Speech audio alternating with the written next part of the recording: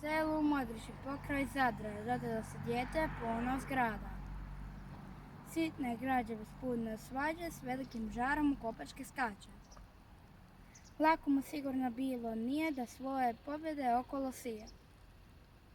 Odlučan svemu korača hrabro, stadion je njegovo najveće blago. Utakmica svaku igra lako i uspjehe niže s realom sve više. Vatrene svoje u pobjedu vodi, ko pravi kapetan svoju momčad bodri. Srebrna medalja i drugo mjesto na svjetskom prvenstvu ne događa se često. Zlatnu loptu zasluženo ima, na svijetu takvog više sigurno nema.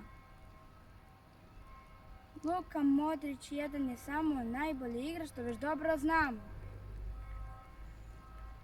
I zato, Luka, volimo te jako, budi nam uzor da i mi igramo tako.